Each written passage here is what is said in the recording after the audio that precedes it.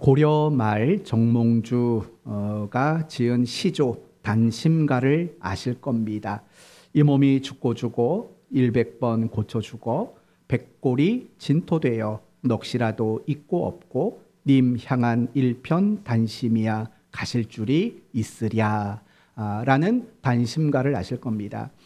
이 단심가의 내용은 결국은 이런 겁니다. 지금 고려는 망해 가고 있습니다. 그런데 망해 가고 있는 나라이지만 내가 그 나라를 끝까지 사랑할 것이다 라는 그런 일편단심의 마음이 담겨 있는 짤막한 시조입니다. 우리 예수 믿는 그리스도인들도 나라를 사랑하는 사람이 되어야 합니다. 나라를 위해서 날마다 기도해야 되고 위정자들을 위해서도 힘써 기도해야 합니다. 더 나아가서 우리 모든 그리스도인들은 하나님을 향해 일편단심의 마음을 가지고 살아가야 합니다. 오늘 우리가 함께 읽은 이 본문의 내용이 결국에는 하나님을 향하여 일편단심해야 한다라고 소개하고 있습니다. 그러므로 오늘 말씀을 들으며 여러분 자신의 마음을 먼저 점검하셔야 할 겁니다. 나는 오직 하나님께만 일편단심하고 있는지 그걸 점검해 보시고 여러분의 남은 인생 속에서도 내가 하나님께만 오직 일편단심하겠노라 다짐이 다시 한번 새겨지는 오늘 이 시간이 되었으면 합니다. 우리는 지난 2시간 동안 에베소 교회를 보았고 또 서모나 교회를 보았습니다. 그리고 오늘 살펴볼 교회는 버가모 교회입니다. 버가모 지역에 세워진 교회라는 뜻입니다. 그러면 이 버가모는 어떤 지역일까요? 서모나에서 북쪽으로 약 100km 떨어져 있는 곳에 위치한 도시입니다. 양피지 그리고 파피루스 이런 질 좋은 종이가 만들어지는 생산지이기도 합니다. 따라서 그곳은 굉장한 학문이 발달되어 있고 의술이 발달되어 있고 헬라의 철학이 굉장히 발달되어 있는 문명화된 도시입니다. 그러나 사실 그것은 중요하지 않습니다. 정말 중요한 것은 우리의 입장에서 볼 때 13절입니다. 13절을 보면 내가 어디에 사는지 내가 안다. 그러니까 버가모 지역이 어떤 지역인지 주님은 아신다라는 겁니다. 그곳에 뭐가 있다고 말합니까? 사탄의 권자가 있다라고 말을 해요. 사탄의 보좌, 사탄이 통치하는 왕의 의자가 있는 곳이다라고 말을 해요. 그리고 조금만 더 13절 내려와 보시면 이렇게 말합니다. 너희 가운데 곧 사탄이 사는 곳에서 라는 말이 나와요. 여러분, 이 버가모 지역의 특징을 뭐라고 말하냐면 사탄이 권력을 행하고 사탄의 통치가 강력하게 나타나는 곳이다 라고 이야기를 하는 거예요. 그러면 왜 그렇게 말을 할까요?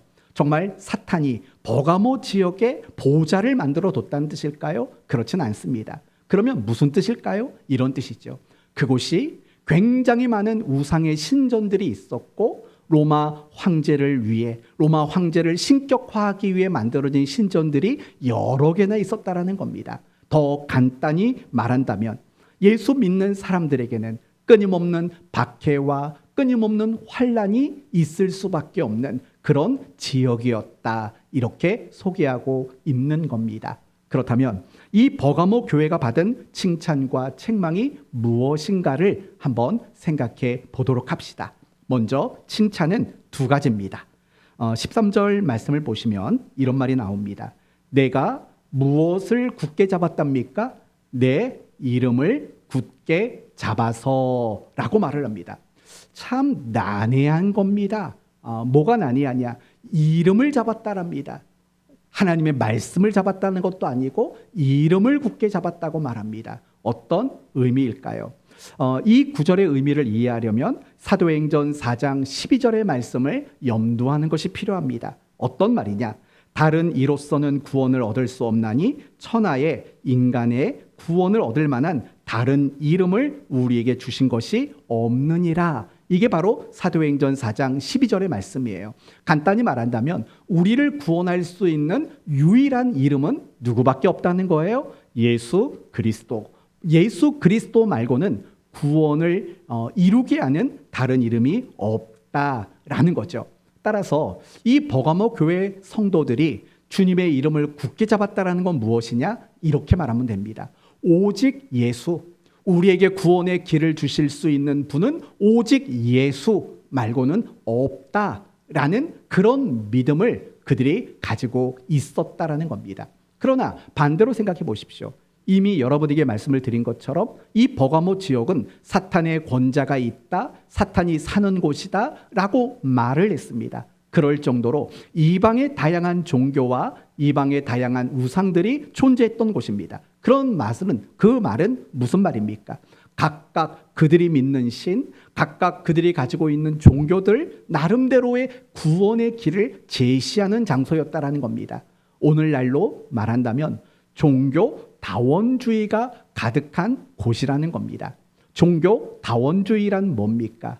세상에 많은 종교가 있고 그들이 믿는 각양각색의 신이 있고 그들이 주장하는 사후세계의 모습은 다르다라는 거예요. 하지만 그들이 가지고 있는 믿음과 종교와 그들이 믿는 신을 근거로 도착하는 그 천국이라는 곳은 표현의 방식에서는 다를지 몰라도 결국에는 똑같은 곳에 우리는 다 모일 것이다 라고 주장하는 것이 결국은 종교 다원주의라는 거예요. 종교는 달라요. 하지만 막상 가보면 거기서 다 만난다라는 이야기예요. 종교가 다르고 또 신이 달라도 만난다라는 거예요. 예를 들면 이런 거죠.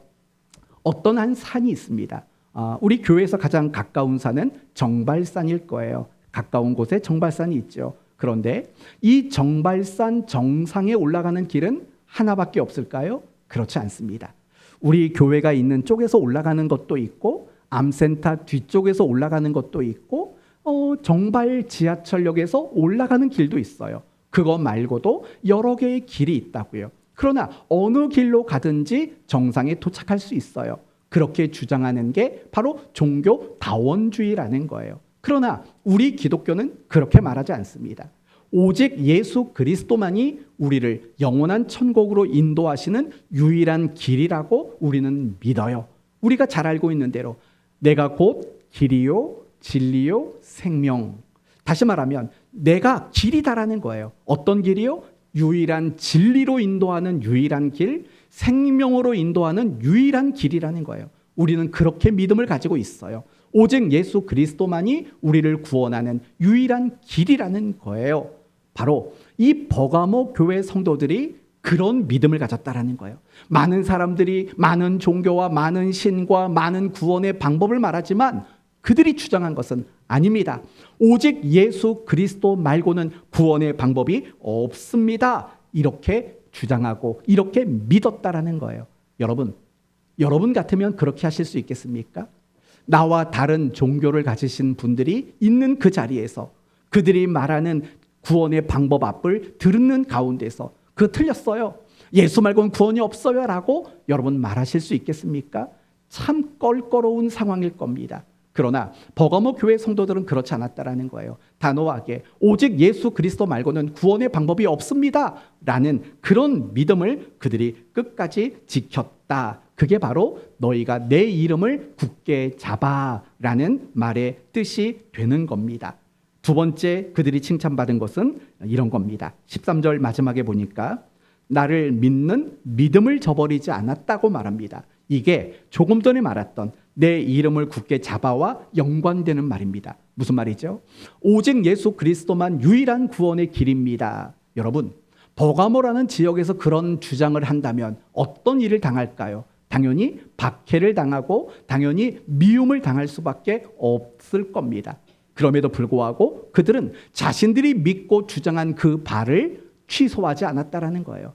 비록 박해를 당하고 내가 비록 손해를 당한다 할지라도 내가 그 믿음을 끝까지 부인하거나 저버리지 않았다라는 겁니다. 그게 바로 믿음을 지켰다라는 거예요.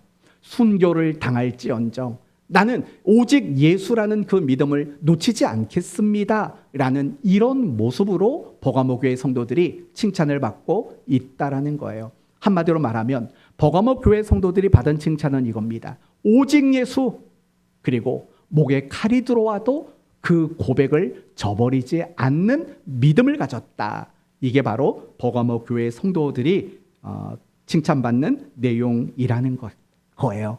여러분, 이런 칭찬이 과연 쉬울까요? 만약에요, 주일 오전부터 너무 끔찍한 얘기를 하는 것 같지만 한번 예를 들어 봅시다. 누가 여러분의 머리에 총을 겨눴어요. 벌써 놀라지 않습니까? 네, 총을 겨눴어요. 그리고 말하는 거예요. 예수 믿을래? 아니면 죽을래? 죽을래? 저도 순간 헷갈렸어요. 같은 말인가요? 같은 말이죠. 생각해 보니까 그거죠. 예수 안 믿는다고 말하면 사는 거고, 예수 부인하겠다고 하면 죽는 거예요. 머리에 총이 들어왔어요. 어떻게 하시겠어요? 믿음을 지키시겠어요? 죽겠어요? 죽겠어요. 네, 네, 그렇게 하세요. 꼭. 네, 꼭 그렇게 하세요. 그럼 이게 내 문제니까 쉬워요. 그럼 입장을 바꿔놓고 생각해봐요. 여러분의 자식의 머리에 또는 여러분의 손주의 머리에 누가 총을 겨누고 있어요. 그리고 여러분에게 물어봐요. 예수 끝까지 믿는다 그러면 네 자식, 네 손주 죽어. 하지만 거절하고 예수를 욕한다면 살려줄게 라고 말한다면 어떻게 하시겠어요? 어떻게 하시겠어요? 이게 정말 쉬운 문제일까요? 그러면 이렇게 봅시다. 여러분의 자녀와 여러분의 손주의 머리에 총을 겨누면서 자녀와 손주가 직접 대답을 해야 돼요. 그럼 여러분은 옆에서 뭐라고 하라고 막 시키겠어요? 야, 너 끝까지 믿음 지켜라고 말씀하시겠어요? 그냥 눈 감고 어떻게든 살아야지 라고 여러분은 권면하시겠습니까? 이거는 여러분의 각자의 판단에 맡겨드리겠습니다. 제가 여러분에게 이런 이야기를 드리는 이유는요, 그게 결코 쉬운 게 아니라는 거예요. 오직 예수 그분만을 붙잡고 끝까지 믿음을 지킨다는 건 그렇게 쉬운 곳이 아니었다라는 거예요. 그런데요, 오늘 본문 13절 중간에 보면 한 사람의 이름이 등장해요. 누구냐면 내 충성된 증인 안디바라는 사람이 등장해요. 이 사람이 어떤 사람인지 잘 모르겠어요. 그러나 분명한 것은 무엇이냐면 이 사람은 오직 예수라는 믿음을 지키기 위해서 자신의 생명을 버린 사람이라고 성경은 소개하고 있다라는 거예요. 어떤 문헌에 보니까 이 안디바와 관련된 순교 일화를 이렇게 소개하더라고요. 사람들이 이 안디바를 끌고 가서 로마 황제가 신으로 되어 있는 우상 앞에 세워놨대요. 엎드려 절하면 살려주고 그렇지 않으면 죽이겠다고 위협을 했대요. 그런데 안디바는 거기서 죽음을 선택했대요. 그 결과 달구어진 솥에 던져져서 죽음을 맞이했다. 이런 이야기가 전해지고 있는 거예요. 바로 이런 것들이요, 지금 버가모 교회가 칭찬받고 있는 내용이에요. 요거는 하나 기억해 두셨으면 좋겠어요. 오직 예수라는 그 믿음을 끝까지 지켰다. 그걸 칭찬받았다. 이제 반대로 그들이 책망받은 이야기가 뭔가를 생각해 봅시다. 두 가지를 오늘 본문은 이야기합니다. 먼저 14절을 보시면 그러나 내게 두어 가지 책망할 것이 있나니 거기 내게 무엇을 지키는 자가 있답니까? 발람의 교훈을 지키는 자가 있다. 여러분, 이 발람이라는 사람은요, 구약 성경에 기록된 사람이에요. 특별히 구약 이스라엘 백성들이 애굽에서 나와 광야 생활을 했을 때 등장했던 인물이에요. 특별히 이 사람은 누구냐면 모압 왕 발락에게 돈으로 고용받은 이방 선지자예요. 왜 발락이 이 발람 선지자를 고용했냐면 이스라엘을 저주하기 위해서예요. 힘으로는 안 될 것 같아요. 그러니까 신의 힘을 빌려서 이스라엘을 저주받도록 만들기 위해 발람 선지자가 고용이 된 거예요. 그래서 이 발람 선지자는요, 이스라엘을 저주하려고 했어요. 그런데 입이 열려지질 않는 거예요. 하나님이 그의 입을 막으시고 도리어 저주가 아니라 무엇을 하도록 만들죠? 축복을 하도록 만들어요. 그러니 이제 더 이상 방법이 없는 거예요. 마지막 방법은 뭐냐면 저주를 통해서 이스라엘을 망하게 할 수 없다는 걸 깨달았어요. 그래서 이스라엘이 스스로가 저주받을 행동을 하도록 미혹하는 방법을 쓴 거예요. 그게 뭐냐면 모압의 여인들과 음행을 저지르고 그것과 더불어서 모압의 우상을 숭배하도록 만드는 그런 유혹이라는 방법을 찾게 됩니다. 결국 어떻게 됩니까? 이스라엘은 그 발람 선지자의 유혹에 넘어가요.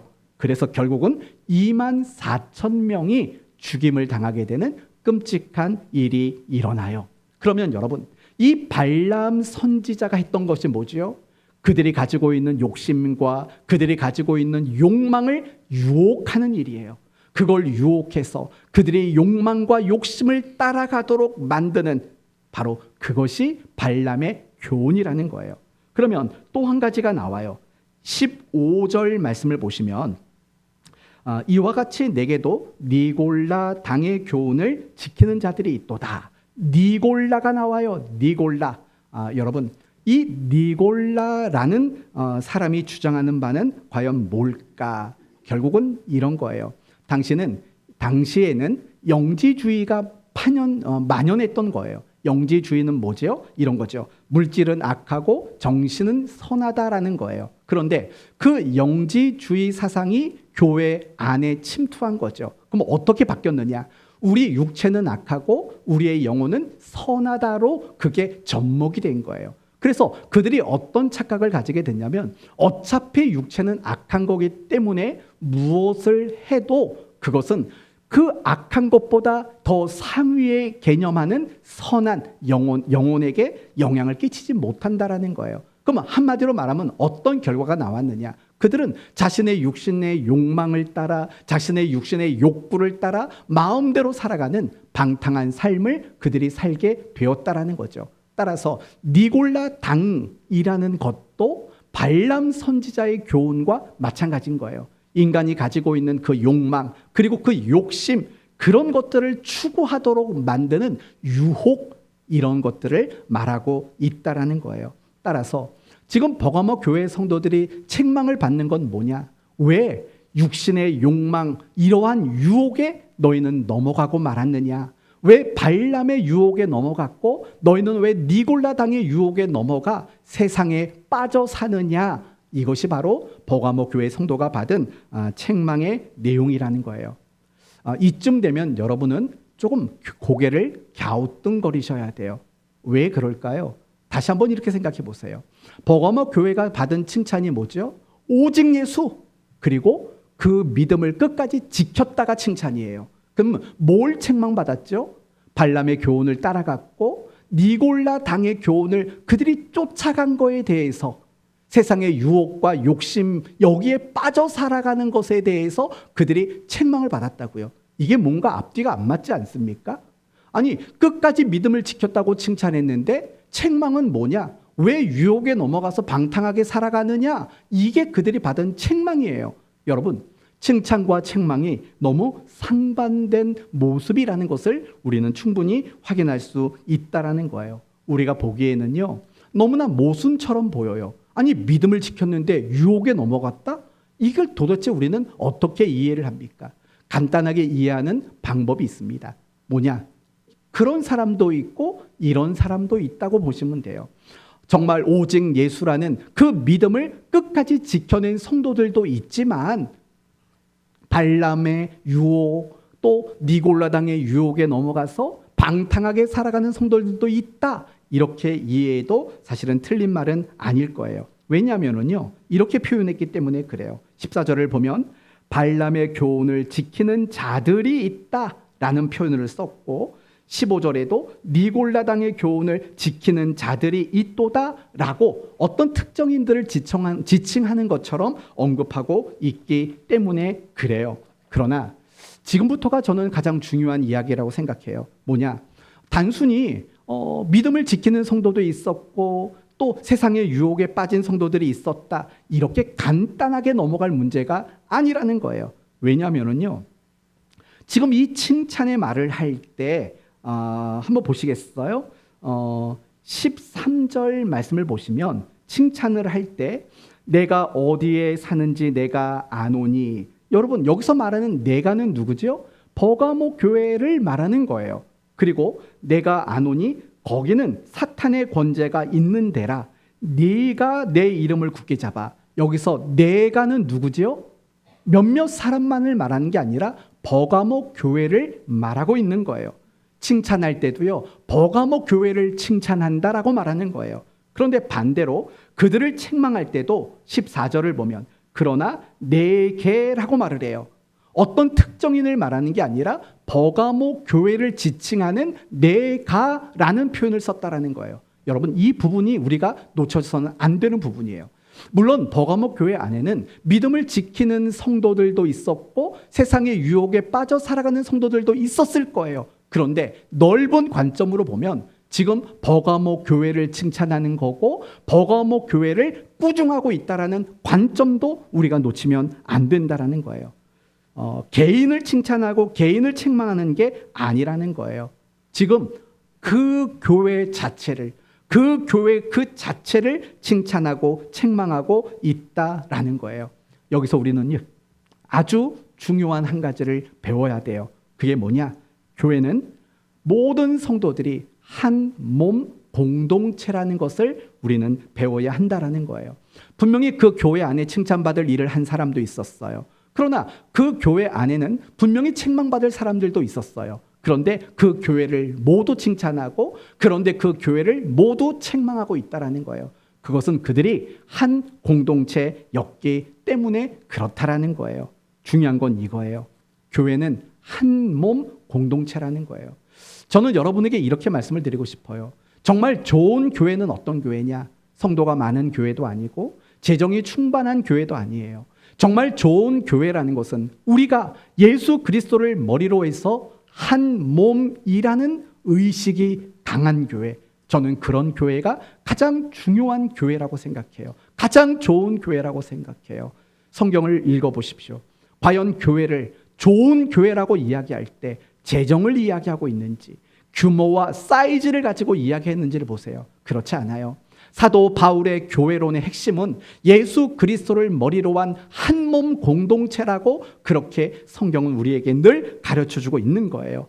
함께 아파하고 함께 책망받고 함께 칭찬받고 함께 기뻐하고 함께 하나님 앞에 서고 하는 이렇게 함께 하는 교회가 가장 귀한 교회라는 거예요. 우리 교회가 개척할 무렵에 비하인드 스토리 하나를 말한다면 제가 교회를 개척하기 앞두고 교회 이름을 지어야 되지 않습니까?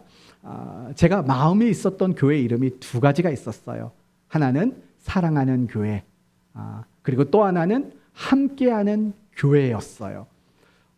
그리고 정말 교회 장소가 정해지지 않아서 한참을 기도하고 있는데 제가 잘 아는 집사님이 부동산을 하시거든요. 요즘에 부동산이라고 안 그러나요? 중인 공개상 공개 중인 아무튼 네 그렇다고 칩시다. 여기를 너무 소개를 해주신 거예요. 근데 제가 개척할 때 마음에 도면을 그렸어요. 우리 교회 구조는 이랬으면 좋겠다. 앞에 예배당이 있고 뒤에 목양실이 있고 아이 방이 있고 주방이 있고 이런 그림을 그렸거든요. 근데 여기를 와서 봤는데요. 너무 똑같은 거예요. 그래서 바로 이곳에 개척하겠습니다 라고 결정을 했어요. 근데요, 그때 제가 눈에 안 들어온 게 있어요. 바로 옆에 보면 건물이 하나 보이죠? 그 건물 같은 층에 교회가 하나 있었어요. 같은 교단은 아니고 통합 측 교단이었는데 그걸 제가 못 봤어요. 이제 뭐가 이렇게 눈꺼풀이 씌었는지 못 봤어요. 근데 나중에 보니까 그 교회 이름이 함께하는 교회였어요. 제가 마음속에 두 개의 이름을 가지고 있었는데 저 교회가 이미 쓰고 있었어요. 그래서 여기는 사랑하는 교회다라고 이름을 짓게 된 거죠. 정말 좋은 교회는요. 항상 함께하는 거예요. 칭찬도 함께 받고 책망도 함께 받는 거예요. 그게 저는 너무 좋은 교회라고 생각해요. 정말 신앙생활을 잘하는 사람은요. 나 혼자 잘하는 사람이 아니에요. 나 혼자 예배 잘 드리고 나 혼자 성경 잘 보고 나 혼자 기도 잘하는 사람이 신앙이 좋은 사람 아니에요. 정말 신앙이 좋은 사람은 어떤 사람이냐면요. 다른 사람을 함께 잘하도록 만들어주는 사람이에요. 그런 사람이 정말 신앙이 좋은 사람이거든요. 그런데 어떤 면에서 보면은요. 우리의 가장 큰 단점이 뭐냐면 개인전은 잘하는데 복식을 못해요. 단체전을 잘 못하는 거예요. 제가 열심히 탁구를 치고 있지 않습니까? 단식은 정말 잘해요. 근데요, 복식을 너무 못해요. 복식만 하면 사람들이 자꾸 왜 그러냐고 야단을 쳐요. 개인전은 잘하는데 복식을 못한다고. 근데 가만히 보면 그게 우리 모습이에요. 우리가 신앙의 개인절은 꽤 잘하는 것 같아요. 근데 신앙의 복식, 누군가가 함께 마음을 모아서 일을 하는 거, 우리가 함께 교회를 돌보는 거, 이런 단체전에는 우리가 굉장히 약한 게 아닌가라는 그런 생각이 들어요. 우리가 예전에 학교에서 운동회를 할 때 이런 거 해보셨잖아요. 두 사람이, 한 사람은 왼발, 한 사람은 오른발 서로 묶어가지고 뭐 이렇게 빨리 갔다 오는 2인 삼각경기라는 거 해보셨잖아요. 한 사람이 넘어지면 어떻게 되나요? 같이 있는 사람도 넘어지거나 못 가요. 그게 신앙생활인 거예요. 그게 참 신앙인 거예요. 아, 무조건 따라와. 나는 갈 거야. 그리고 질질 끌고 가는 게 진짜 신앙이 아닌 거예요. 신앙생활은요. 그래서 그 사람이 일어설 때까지 기다려줘야 되고, 그 사람이 아픈 게 나을 때까지 곁에 있어주고, 사실은 이런 게 진짜 신앙생활이라고요. 우리 교회가 그런 교회가 됐으면 좋겠어요. 정말 늘 한 몸이라는 걸 알고, 누가 아파하면 나도 같이 아파하고, 누가 기뻐하면 질투하지 말고 같이 기뻐하고, 함께 보폭을 맞춰서 함께 나가는 그런 교회가, 저는 우리 교회가 되었으면 합니다. 옆에 교회 이제 없어졌으니까 다시 함께하는 교회로 이제 21년부터 바꿀까요? 아니에요. 네, 끝까지 사랑해 봅시다. 네, 바로 이게 정말 좋은 교회라는 거죠. 버거모 교회가 그랬어요. 그 중에는 어떤 사람이 믿음을 지켰어요. 그 중에 어떤 사람들은 세상의 유혹에 넘어가 방탕했어요. 그러나 함께 칭찬받고 함께 책망을 받았다라는 거예요. 그렇다면 그럼에도 불구하고 그들이 믿음을 지켰다고 칭찬하고, 그럼에도 불구하고 그들이 유혹에 넘어가 방탕했다고 책망하는 그 모순된 이야기, 그게 우리에게 주는 진짜 교훈은 뭘까? 바로 이런 겁니다. 더 이상 신앙의 이중 생활을 하지 말라는 거예요. 신앙의 이중 생활을 하지 말라는 거예요. 여러분, 지킬 박사와 하이드라는 책을 아실 겁니다. 이 지킬이라는 박사가 무슨 가설을 세웠냐면, 인간에게는 두 개의 인격이 있다고 가설을 세워요. 하나는 선한 인격, 하나는 악한 인격이 있다고 생각해요. 그래서 무슨 연구를 했냐면, 인간의 내면 속에 있는 이 두 개의 인격 중에서 악한 인격을 없애버리면 세상은 선한 사람들만 살아가지 않을까라는 그런 가설을 가지고 연구를 시작해요. 그러다가요, 약을 개발했어요. 드디어 선한 인격과 악한 인격을 구별할 수 있는 약을 개발한 거예요. 그래서 이 지킬 박사가 그 약을 먹고 낮에는 선한 인격을 가진 사람으로 살아요. 그런데 밤에는 이 선한 인격이 사라지고 악한 인격이 드러나서 온갖 범죄를 저지르는 사람으로 밤에 생활을 하게 돼요.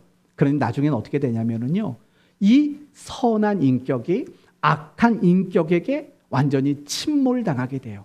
그리고 결국에는 자신의 그런 악한 모습에 괴로워서 자살로 그의 생을 마감하는 이야기가 나와요. 근데 중요한 건 뭐냐? 이 지킬 박사와 하이드는 똑같은 동일 인물이라는 거예요. 그런데 낮에는 지킬로 살고 밤에는 하이드로 살아간다라는 거예요. 그런데 버가모 교회 성도들이 지금 지적받고 있는 이야기가 딱 그거라는 거예요. 어떤 면에서 교회 안에서는 오직 예수라고 말하면서 믿음을 지키고 있지만, 교회 밖에서는 때로는 어떤 욕심과 욕망 앞에서는 그들이 그 유혹에 넘어가서 그들이 요구하는 대로 이방 우상 앞에 엎드려 절도 하게 되는 그런 일들을 그들이 저지르고 말았다라는 거예요. 그런 것들이 스며들기 시작했다라는 거예요. 버가모 교회만 그런 게 아니에요. 소아시아에 있는 모든 교회에 가장 큰 문제점이 그것으로 대두되고 있었다라는 거예요. 믿음을 지키면서도 이제 살기 위해서 또 다른 얼굴을 가지고 살아야 하는 그런 교회 안에 변질되어가는 과정이 시작되고 있었다라는 거예요. 지금 그걸 책망하기 위해서 우리가 보기에는 믿음을 지켰다고 말하면서도 왜 세상과 타협했다고 책망하는가? 그 모순이 주는 메시지가 바로 그거예요. 이제 버가모 교회 안에 시작됐다라는 거예요. 나머지 소아시아의 교회 안에서도 시작되고 있다라는 거예요. 무엇이요? 두 얼굴을 가지고 살아가는 신앙의 이중 생활이 그들에게 시작되고 있었다라는 거죠. 이제 우리 자신을 점검해 볼 필요가 있어요. 사랑하는 성도 여러분, 여러분이 혹시 두 개의 얼굴로 살아가고 있지는 않습니까? 교회 안에서 또는 예수 믿는 사람들과의 만남에서는 그리스도인이라는 얼굴을 디밀고 살고, 그러나 교회 밖에서 여러분이 살아가는 세상 속에서는 세상의 얼굴을 가지고 그렇게 살아가고 있지는 않습니까? 어쩌면 우리 안에 그런 모습이 너무나 많을 것 같아요. 교회 안에서는 참 겸손해요. 그러나 교회 밖을 나가면 우리는 갑자기 교만한 사람으로 바뀌어요. 교회 안에서는 누가 봐도 거룩해요. 그러나 교회를 떠나면 거룩이 사라지고 온갖 부정 속에 살아가는 우리의 모습일 때도 있어요. 교회 안에서는 이해심이 얼마나 많은지 몰라요. 그러나 교회 밖에서는 아무도 이해하는 이해심이 발휘가 되지 않아요. 교회 안에서는 옳아요, 정의로워요. 그러나 교회 밖에서는 불법과 편법을 일삼으며 살아가고 있지는 않습니까? 교회 안에서는 따뜻한 말과 위로를 하지만 세상에 나아가서는 남들에게 늘 상처 주는 그런 말을 하지 않습니까? 교회 안에서는 사랑을 강조하지만 교회 밖에서는 사랑보다는 나의 유익을 더 많이 강조하며 살고 있지 않습니까? 그게 바로 두 얼굴인 거예요. 그게 바로 신앙의 이중성이라는 거예요. 그것이 버가모 교회를 지금 위협하고 있는 거고, 오늘날 우리 모든 교회를 위협하고 있는 신앙의 모습들이라는 거예요. 사랑하는 성도 여러분, 어쩌면 여러분도, 아니 죄송합니다, 제 자신도 그 신앙의 두 얼굴들이 사실은 얼마나 많은지 몰라요. 교회 안에서는 목사니까 목사인 척 해야 되잖아요. 목사의 얼굴을 가지고 살아가잖아요. 그런데 교회 밖에 나가면 내가 목사의 얼굴이라는 걸 은근슬쩍 감추고 싶을 때가 있어요. 그리고 목사가 아닌 새로운 얼굴을 가지고 살아갈 때가 제 자신 안에는 얼마나 많은지 몰라요. 여러분은 어떠신지요? 혹시 여러분도 두 얼굴을 가지고 살아가고 있진 않나요? 여러분의 유익을 위해서 교회 안에서는 어떤 얼굴, 교회 밖에서는 또 다른 얼굴, 이 두 개의 얼굴을 감추어 둔 채 여러분은 지금 그렇게 살고 있지는 않으십니까? 바로 오늘 버가모 교회를 향한 편지가 우리에게 그걸 멈추라고 요구하고 있는 겁니다. 사랑하는 성도 여러분, 두 얼굴의 삶을 멈추는 저와 여러분 모두가 되시기를 바랍니다. 이제 끝으로, 그러면 이렇게 이중 생활을 하지 말라는 것을 우리에게 어떻게 교훈하고 있는가? 그건 오직 하나님만 사랑하라는 거예요. 이렇게 생각해 봅시다. 우리가 왜 두 얼굴을 가지고 살아갈까요? 이유는 간단해요. 각각의 얼굴이 주는 것을 사랑하기 때문에 그래요. 내가 그리스도인의 얼굴을 가지고 살아가는 이유는요, 그리스도인에게 주어지는 어떤 유익이 있기 때문에 그래요. 내가 세상의 얼굴을 가지고 살아가는 것은요, 세상이 주는 뭔가가 있기 때문에 그래요. 그 주는 것들을 사랑하기 때문에 우리는 두 얼굴을 가지고 살아갈 수밖에 없어요. 따라서 우리가 신앙의 이중성, 신앙의 두 얼굴을 가지고 살지 말라는 말은 결국 우리에게 이렇게 말하는 거예요. 오직 하나님을 향해 일편단심 사랑하는 그 마음을 가져야 한다. 이렇게 우리에게 교훈하고 있습니다. 사랑하는 성도 여러분, 이 말이 여러분의 마음에 도전이 됐으면 좋겠어요. 우리 모두는요, 오직 하나님만 일편단심 사랑해야 될 줄로 믿습니다. 그게 너무나도 중요하기 때문에 그래요. 내가 하나님만 일편단심 사랑하는 게 왜 중요할까요? 우리의 신앙의 성공과 우리의 신앙의 실패가 그것으로 인해 결정되기 때문에 그래요. 다윗의 예를 들어볼게요. 시편 51편 말씀은 여러분이 잘 아실 거예요. 참회의 시예요. 다윗의 참회의 시. 나단 선지자가 와서 야단을 치는 거예요. 뭘 야단쳤을까요? 밧세바에게 행했던 일들, 그리고 그 밧세바의 남편 우리아에게 행했던 일들, 그런 것들을 책망하는 게 시편 51편이에요. 그런데 시편 51편 2절 말씀을 보시면 정말 이해가 안 되는 말이 나와요. 제가 여러분에게 읽어봐 드리면 이렇게 돼 있어요. 내가 주께만 범죄하여 주의 목전에 악을 행하였사오니 라는 말이 나와요. 내가 누구에게만 범죄했대요? 주께만 범죄를 했대요. 전 다윗의 이 말을 듣고 정말 화가 치밀어 올랐어요. 한번 생각해 보세요. 밧세바에게는 잘못한 거 없어요? 아니 왜 남의 아내 데려다가 그 짓을 했으면 밧세바에게도 잘못했다고 해야죠. 그럼 우리아에게는 잘못한 거 없을까요? 그러면 다윗의 본처 아내나 다윗의 아들들에게는 미안하고 부끄러운 거 없나요? 근데 다윗은 이렇게 말해요. 내가 주께만 범죄하여 주의 목전에 악을 행하였사오니. 참 이상한 사람처럼 보이더라고요. 그런데요, 이 말씀을 읽고 또 읽다 보면 결국엔 다윗이 왜 그런 말을 했는지 마음에 와닿더라고요. 왜일 것 같아요? 결국 자기 자신이 밧세바에게 우리아에게 그런 행동을 했던 것은 다름 아니라 하나님을 사랑하는 그 마음을 놓친 데서부터 시작됐습니다라는 믿음의 고백이었다라는 거예요. 바로 그거예요. 내가 하나님을 사랑하는 그 마음을 놓치는 그 순간, 내가 하나님을 향하여 일편단심의 마음을 잃어버리는 그 순간, 그 누구라도 다윗이 될 수 있다, 이렇게 말하고 있는 거예요. 베드로를 가지고 한 번 더 설명해 볼게요. 베드로는 예수님을 3번 부인하고 도망친 사람입니다. 그리고 예수님이 부활하신 이후에 그 베드로를 찾아가요. 그리고 그 베드로에게 물었던 첫 번째 질문이 뭔지 아시죠? 네가 나를 맞아요, 사랑하느냐라고 물어요.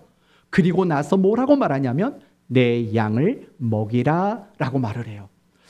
이 이야기는 다시 예수님께서 베드로를 제자로 일으켜 세우시는 장면이에요. 그런데 중요한 건 뭐냐? 너가 제자로서 내 양을 먹여야 돼, 이런 말씀을 하기 이전에 먼저 무엇을 물으셨는지가 중요한 거예요. 네가 나를 사랑하느냐라는 거예요. 이 말은 무슨 말일까요? 정말 베드로가 어린 양을 먹이고 제자로서 사역을 감당하기 위해서 먼저 선행되어야 할 게 있다라는 거예요. 그게 뭐냐면 주님을 사랑하는 그 마음을 가져야지만 양을 먹이는 일들이 가능하게 된다라는 거예요. 이 말을 반대로 생각해 보면 이런 거예요. 베드로가 예수님을 부인하고 버리고 도망친 이유가 뭘까요? 왜 베드로가 제자로서의 삶을 포기하고 고향으로 돌아갔을까요? 주님을 사랑하는 그 마음을 잠시나마 놓쳐버렸기 때문이라는 거예요. 우리도 똑같은 거예요. 왜 신앙에 열심히 생기지 않을까요? 왜 우리는 하나님의 뜻을 고민하는 것조차도 어렵게 생각할까요? 왜 우리는 늘 갈등하고 늘 세상과 타협할까요? 우리는 왜 신앙생활을 적당히만 할까요? 왜 신앙생활이 잘 안 될까요? 그 이유는 내가 하나님을 사랑하는 그 마음을 잠시 놓치고 있기 때문에 그래요. 물론 여러분이 하나님을 사랑하지 않는다고 말하는 게 아니에요. 여러분이 하나님을 사랑하세요. 그런데요, 그 하나님을 사랑하는 마음을 순간순간 놓쳐버리는 거예요. 내가 하나님을 향하여 일편단심의 그 사랑의 마음을 순간순간 잃어버리고 놓치는 순간들이 있다라는 거예요. 그래서 우리는 그리스도인다운 삶을 우리는 실패할 수밖에 없다라는 거예요. 그래서 신명기 6장에서는 이런 말씀을 하죠. 너는 마음을 다하고 뜻을 다하고 힘을 다하여 내 하나님 여호와를 사랑하라. 하나님께서 자기 백성들에게 이렇게 살아야 돼, 저렇게 살아야 돼 말씀하기 이전에 먼저 말씀하신 것은 내 마음을 다해 힘을 다해 뜻을 다해 하나님을 사랑해라. 바로 이것이었다는 거예요. 여러분은 충성이 뭐라고 생각하십니까? 충성은 열심히 일하는 게 충성이 아니에요. 하나님을 향해 일편단심 사랑의 마음을 가지고 살아가는 게 충성된 성도라는 것을 기억했으면 좋겠습니다. 저는 여러분 모두가 지금보다 더 많이 하나님께 일편단심 사랑하는 성도가 됐으면 좋겠어요. 그럴 때 17절 말씀을 보면 귀 있는 자는 성령이 교회들에게 하시는 말씀을 들을지어다. 이기는 그에게는 내가 감추었던 만나를 주고 또 흰돌을 줄 터인데 라고 말해요. 만나, 흰돌 다 복된 약속이죠. 그러나 제 마음속에 정말 크게 은혜가 됐던 건 뭐냐? 감추었던이라는 말이 너무 은혜가 되더라고요. 그러면 우리 안에 감추어졌던 것은 뭘까요? 많은 게 있었겠죠. 그런데 그 중에 몇몇 가지 사소한 걸 말한다면 기쁨, 평안, 감사, 은혜, 이러한 것들이겠죠. 내가 하나님을 일편단심 사랑하는 그 마음을 가질 때 내 삶에 감추어져 있었던 기쁨이 드러나고 내 삶에 감추어져 있었던 평강들이 드러나게 되는 이런 일들이 일어나게 된다는 거예요. 혹 여러분의 마음이 불안하신 분 계세요? 혹 여러분의 마음이 염려에 짓눌려 고통스러운 분이 계세요? 정말 기쁨을 갈구하고 있는 분이 계세요? 정말 평안을 소원하는 분이 계세요? 하나님을 일편단심 사랑하시기를 바라요. 여러분이 하나님을 일편단심 사랑하면 지금까지 여러분의 삶에 감추어 있던 기쁨과 평안과 행복함들을 다시 경험하게 되는 놀라운 일들이 일어나게 될 줄로 믿습니다. 이제 말씀을 마칠게요. 우리는 때때로 두 얼굴을 가지고 살아갈 때가 있어요. 그리스도인의 얼굴, 세상 사람과 똑같은 얼굴. 이제 우리는 회개해야 돼요. 그리고 이제는 우리 모두가 하나님만을 일편단심 사랑하는 그 마음만 품고 살아야 돼요. 그 사랑하는 마음만 있으면 여러분이 이 시대의 안디바가 되는 거예요. 하나님을 사랑하는 그 마음을 가지시면 감추어져 있었던 모든 기쁨과 평강과 행복이 이제는 여러분이 경험되어지는 것으로 드러나게 될 줄로 믿습니다. 이제 다시 한번 다짐합시다. 내가 하나님만 일편단심 사랑하겠습니다. 이 다짐 앞에 여러분 모두가 아멘하며 살아가기를 예수 그리스도의 이름으로 축원드립니다. 아멘.